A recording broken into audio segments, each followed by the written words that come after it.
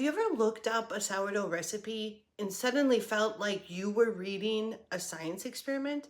Feed your starter, wait 6 hours, stretch and fold every 30 minutes, bulk ferment, cold proof overnight, bake in a Dutch oven. And before you even start baking, you're thinking, wait, what? So you do more research, and every method seems different. One says feed your starter the night before. Another says stretch and fold your dough all afternoon. Another insists you use a Dutch oven.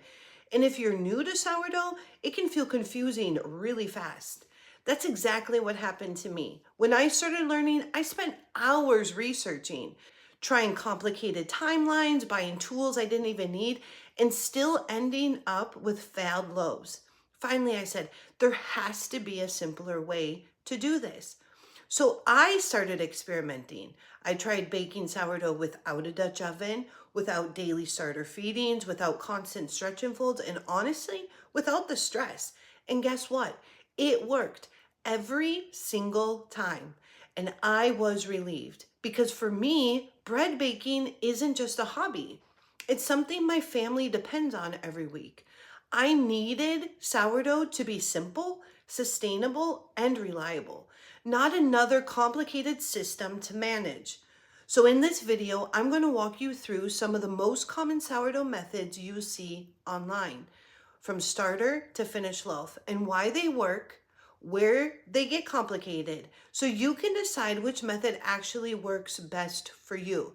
Because after baking bread for more than 20 years and teaching sourdough for 6, I've learned something important. Sourdough doesn't have to be complicated. Most home bakers don't quit sourdough because they can't bake bread. They quit because the process feels overwhelming. And if you don't really understand the process, you can't get the timing right, which we'll cover in the next video. You're trying to remember, did I feed my starter? When do I stretch and fold? How many times? Is my dough ready? Do I need special equipment? And suddenly something that should be simple and nourishing starts to feel exhausting and everything gone wrong. But here's something important to understand. Many popular sourdough methods come from artisan bakery techniques, and bakeries have different goals than home bakers.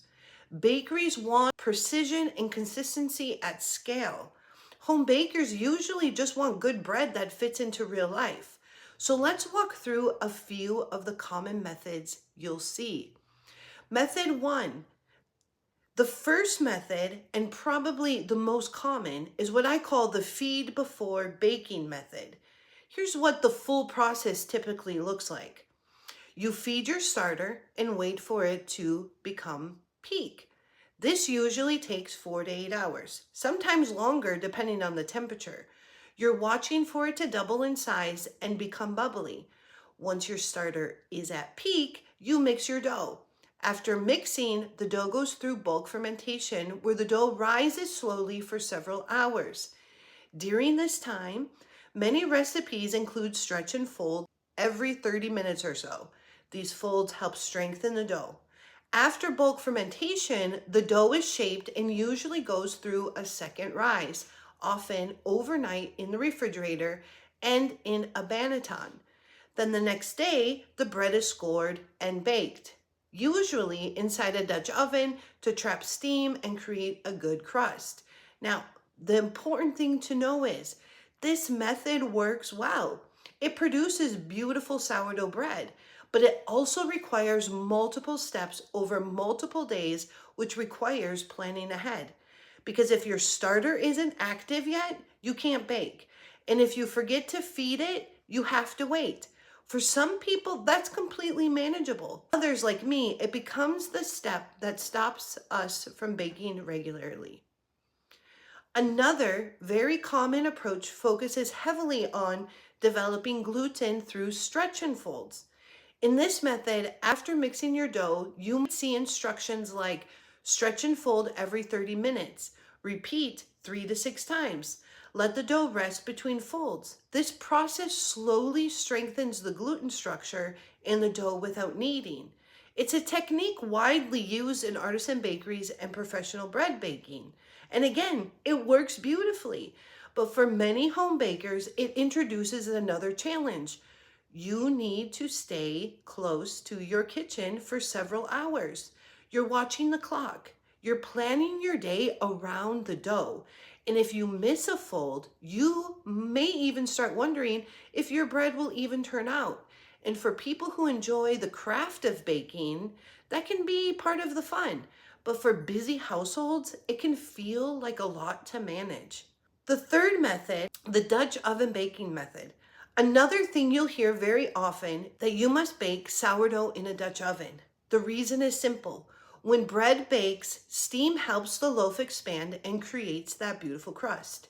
A Dutch oven traps steam naturally, which helps the bread rise well in a home oven. And yes, it works well, but there's a common misconception here. Many new bakers believe they can't make sourdough without a Dutch oven, and that's simply not true. Dutch ovens can be heavy, expensive, and a little intimidating to handle when they're extremely hot. Yet people baked incredible bread long before Dutch ovens became popular in modern sourdough baking. There are actually many ways to create steam in your oven or bake bread successfully without one. Here's the important takeaway. All of these methods work. They're valid techniques and they produce great bread, but they also require different levels of planning, time, and equipment.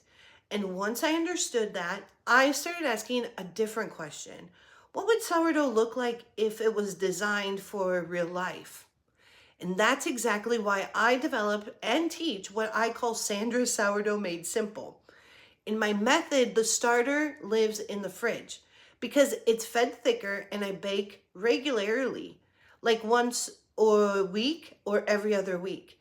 I know that it is ready when I am. I don't have to feed it hours before baking. I can mix my dough straight from a cold starter. The dough process is also simplified. I mix the dough. I feed my starter and then I let them both sit on the counter to rise. You don't need a strict stretch and fold schedule. You don't have to babysit your dough all day. Once my starter and my dough have doubled, I put them in the fridge. And when I'm ready to bake my bread, I pull my dough out of the fridge, shape it, let it rest on parchment paper in a sheet pan, then score and bake it. You don't need special equipment like a Dutch oven to make great bread. The goal isn't to make sourdough more complicated. The goal is to make it fit naturally into everyday life, because sourdough should feel like something that supports your home, not something that adds stress to your day. So if this video helped you understand the different sourdough methods out there, make sure to like the video and subscribe and share it with someone who's learning sourdough. In the next videos, I will be covering timing of the Sandra's Sourdough Made Simple method. If you would like to learn the full process, you can join the free community at thebreadandbutterway.com. Because once sourdough becomes simple, it's something you can do again and again with confidence. All right, we'll see you in the next video. Bye.